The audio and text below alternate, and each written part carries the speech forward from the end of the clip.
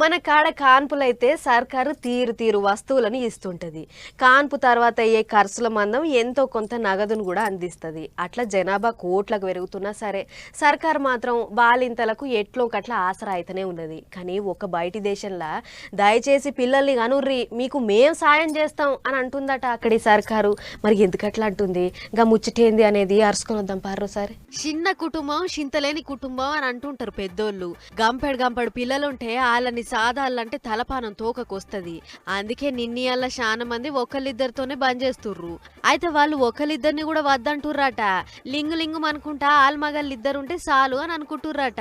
అందుకే దేశంలో మనుషుల సంఖ్య మస్తు తగ్గిందట. చిన్న పొల్లగాళ్లే కానొస్తలేరట.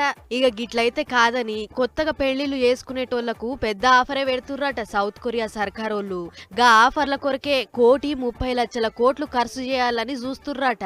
ఎవ్వళ్ళైతే లగ్గం వెంటనే దబ్బున పిల్లల్ని గంటారో వాళ్ళకు అచ్చరాల 61 లక్షలు ఇస్తామని చెప్పిర్రట.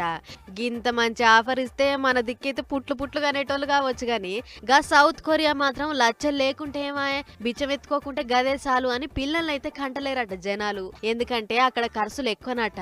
ఏది చేద్దామన్నా పీఠానా పిరం ఉండుతోని మాకే వెళ్తలేదు. ఇక పిల్లల్ని గాని వాళ్ళని ఎట్లా సాదాలే అని అనుకుంటుర్రట. మరిగా సర్కారు వాళ్ళదైనా ఏం పద్ధతి కావచ్చు. పబ్లిక్ కు పైసలు వంచే బదులు రేట్లు తగ్గించే ఈగ్రం చేయొద్దా అని అనుకుంటుర్రట గీ ముచ్చట చూసినోళ్ళు. ఏమైనా గమ్మత్తే ఉన్నది కదా ముచ్చట. జనాభా ఎక్కువై కొన్ని దేశాలు తల్లాడుతుంటే తక్కువై కొన్ని దేశాలు ఆగమవుతున్నాయి.